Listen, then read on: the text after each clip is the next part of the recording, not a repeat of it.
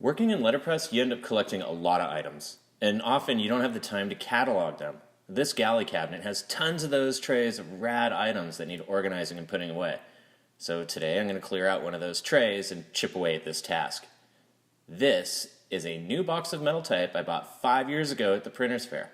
It's from Skyline Type Foundry in Arizona, and it's called PRISMA.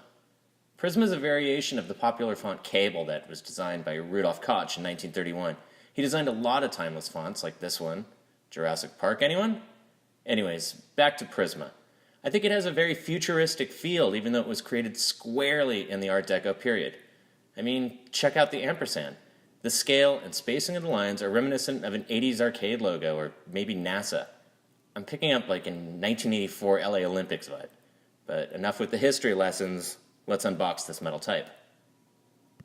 So let's get this shrink wrap off. The plastic didn't cover the whole box, and you can actually see where it kind of faded over the years.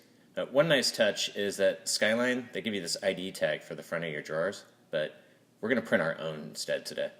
And that's 3 pounds worth of type right there. I gotta say, I'm super impressed with the fidelity of their work, and I'm pretty excited to lock this up. It's always nice having new type because it leaves such a crisp impression. So let's get this stuff out of the box. It wasn't packaged in a traditional fold flat box. This one I actually had to cut. I then inserted reglets on the borders and added metal furniture before sliding out the box. Next, I want to pull a proof on the old Adana press, but first I got to remove the existing lockup. And this lockup has some cool arch type.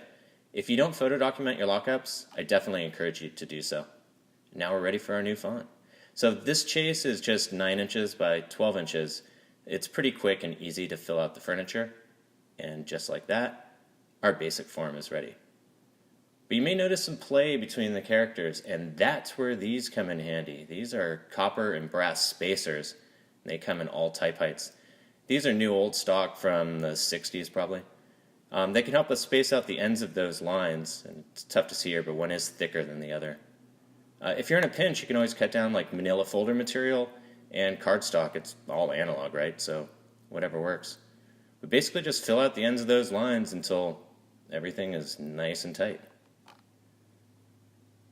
And here is the Adana press from the 50s.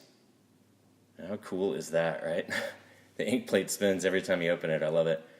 I was buying some type drawers on Craigslist years ago, and this couple just gave me the press too. But since we're proofing, I'm only going to ink the form, so I actually removed the ink rollers. Instead, we're going to use these thumbprint ink pads.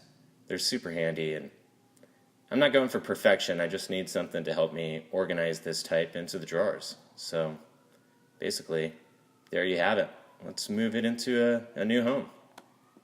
So here's where you cue the montage music. I'm organizing this into a drawer with 9-point news Gothic, and since Prisma's 24-point, it'll be easy to distinguish. So the last thing to do is to print the tag for our type drawer.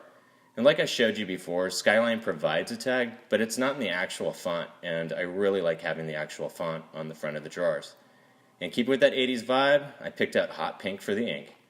I'm printing this on 100% cotton cardstock, and there you have it. Magic!